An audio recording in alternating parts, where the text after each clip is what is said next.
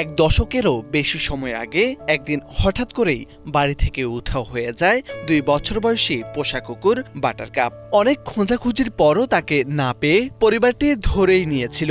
প্রিয় সঙ্গীটি হয়তো আর বেঁচে নেই। সময়ের সঙ্গে সঙ্গে কষ্ট চাপা পড়লেও স্মৃতি থেকে কখনো মুছে যায়নি বাটারকাপ। কিন্তু ভাগ্যের লেখা তখনও হয়তো বাকি ছিল।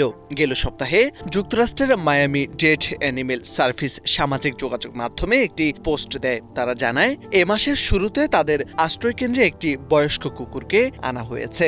নিয়মমাফিক স্ক্যান করার পর কুকুরটির শরীরে পাওয়া যায় একটি মাইক্রোচিপ।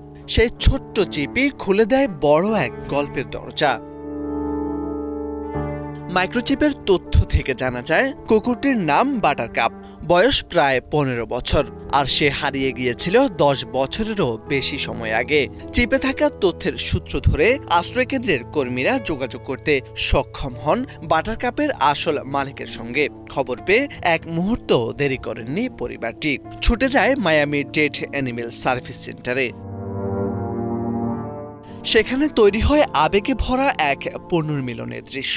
দীর্ঘ অপেক্ষার পর আবারও একে অপরকে খুঁজে পাওয়া। সময় বদলেছে, বয়স বেড়েছে, কিন্তু ভালোবাসা ঠিক চিনে নিয়েছে একে অপরকে। হারিয়ে যাওয়া এক কুকুর, ছোট্ট একটি চিপ আর 10 বছরের অপেক্ষা, সব মিলিয়ে বাটারকাপের গল্প এখন ভালোবাসা আর আশার এক জীবন্ত উদাহরণ বলে মনে করছেন সবাই। মোরশেদ আলম, বাংলা ভিশন।